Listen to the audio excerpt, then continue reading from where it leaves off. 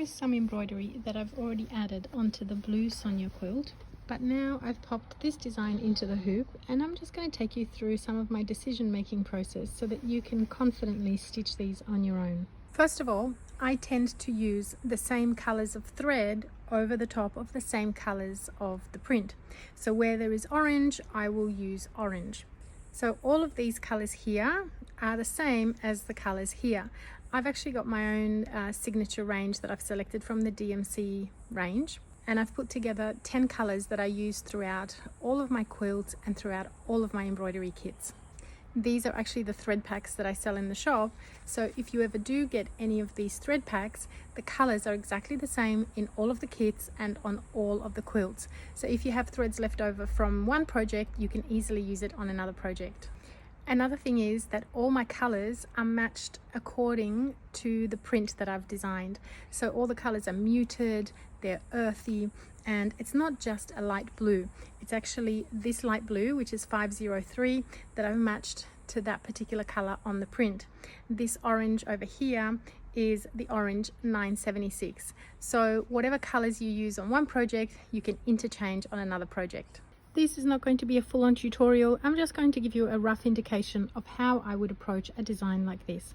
So with these leaves over here, obviously I'm going to use the dark green, and I like to keep things really simple. So I'm just going to add a single lazy daisy over the top of each leaf, and then I'll come straight out under here and do the next leaf.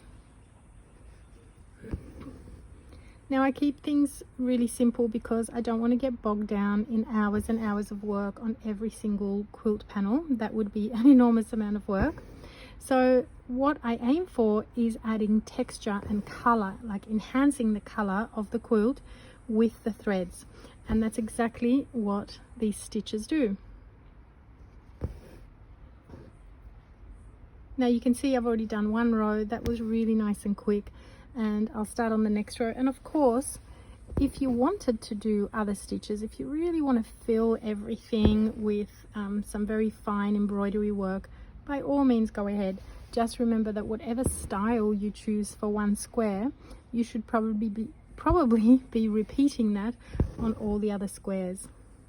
Okay, now the stem stitches, I'm going to use brown on brown, whoops, and I'm going to do a stem stitch. If you wanted to, of course, you could do a back stitch here as well. It doesn't really matter.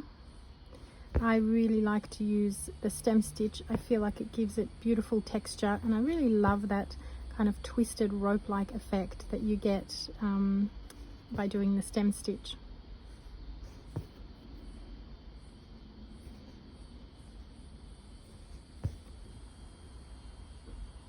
Now I'm just going to leave that stem there. For me this is enough, but if you wanted to, you could add little single stitches inside each of the leaves the way that I've done it over here. And you can see I've just added a single brown stitch inside each of the lazy daisies. Now for this center part over here, I'm sort of thinking, how do I want to tackle this? And I figure that since these stems, these brown stems, are all going to be converging into the center, why don't I outline this in also a stem stitch? And that way it'll be its own different color, but the stitch will be the same, so there'll be some sort of relation between the elements. Now of course you could also outline this in a back stitch or in a chain stitch. You could fill the whole thing with a satin stitch if you wanted to. I'm going to just pop a French knot into the center and finish it off just there. Alright, now let's have a look at the center parts of these flowers, because I've still got my red thread on my needle, and all I'm going to do is a single lazy daisy inside each of the petals. I feel like that's enough, and it's exactly what I've done on some of the other squares that had the same flowers there, so you can easily repeat your stitches from design to design. You don't have to reinvent the wheel or say, well, I don't want to use the same stitches on this flower because I use those stitches on another flower. You can absolutely be repetitive.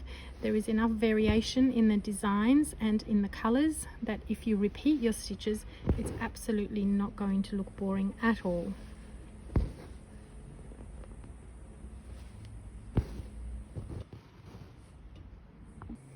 Now previously on another design, I actually added 4 French knots into the center of a flower that looked exactly like this. So I thought, why don't I do something different on here just to show you a variation. And of course, this would look just as nice with just one single French knot in the middle.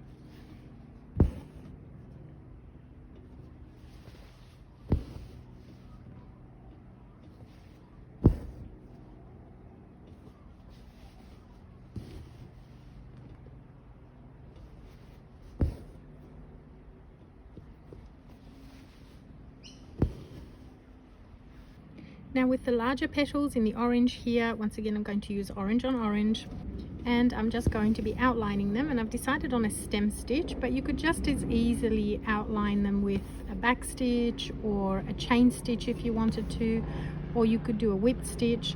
Oh gosh, there's a helicopter going overhead. Sorry about the noise.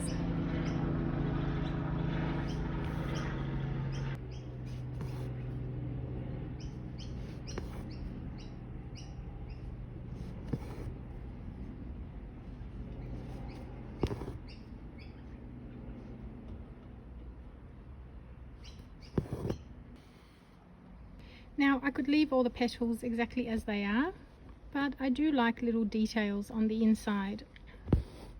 So I'm going to add a single pistol stitch to the center of each petal.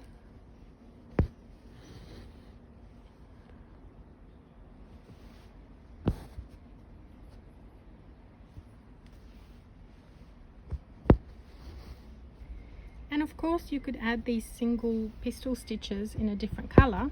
You could do them in the red or even in the ecru if you wanted to. I like to stick with the simple same color on same color. Now let's have a look at how these designs have been stitched on some of the other panels. On this design over here, we've got small lazy daisies circling around the hearts. That is a leaf stitch in the dark green, and then we've just got a couple of French knots over here. As you can see, I've done all of the leaves exactly the same. They're all just lazy daisies, and they've got that single brown stitch on the in the center. All brown stem stitches on all the stems. And here you can probably see a repeat of what we did before, except inside we've got 4 French knots. Then I did French knots on the petals, and these are outlined in a back stitch, only because this flower is a little bit smaller than the one we were previously working on. Now underneath these star stitches are little circles. You can choose to fill them differently. I just thought this is a really nice and quick way of doing it. These flowers, very simple. A bit of rough satin stitching on the inside, back stitch around the edges, and single stitches inside each of the petals. You can see that I leave a lot of the printed color. I try not to cover everything up. I'd say I probably cover up maybe less than 50%. This design here, I'm yet to finish the stems, which I'm going to do exactly the same.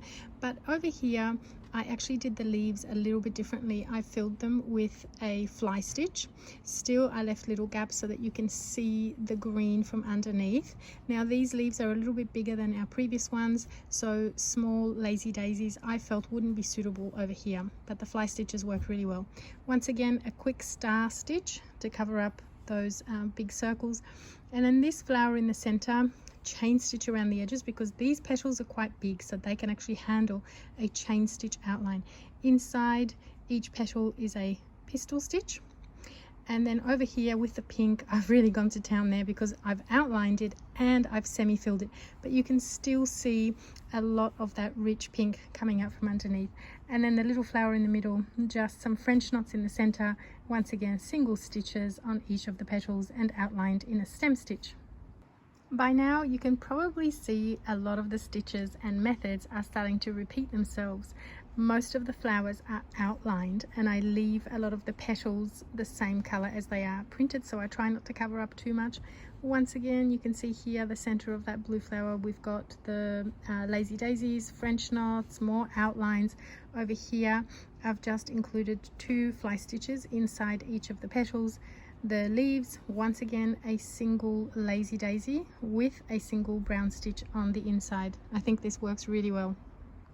This design I have not finished yet, as is obvious, but I wanted to show it to you because I've actually done a whipped stitch around the edges of that heart, and even though the hearts are completely blank, so you can go to town, you can do anything you want inside, what I did is I outlined it with a red and orange whipped stitch, and then this I just sort of did that freehand. So I added a second heart on the inside in a chain stitch, finished it off on the bottom with a little French knot, added 2 fly stitches on the inside, and then that little circle there is covered with a star stitch.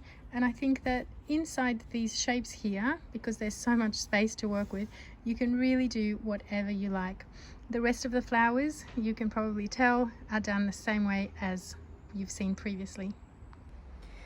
A very quick video, not intended to give you step-by-step instructions, but really just to show you that this can be a very intuitive embroidery project, and that you can actually do whatever you want. You can cover the designs as much as you want, or just do a little bit. You can do a lot less than what I've done here. You could literally just use the running stitch and a back stitch, do a few outlines, add a little bit of texture. So the embroidery work on here is absolutely up to you. I will be doing a few more videos in the future to show you the progress of the quilt, and also to continue giving you ideas. I hope you enjoyed this short tutorial.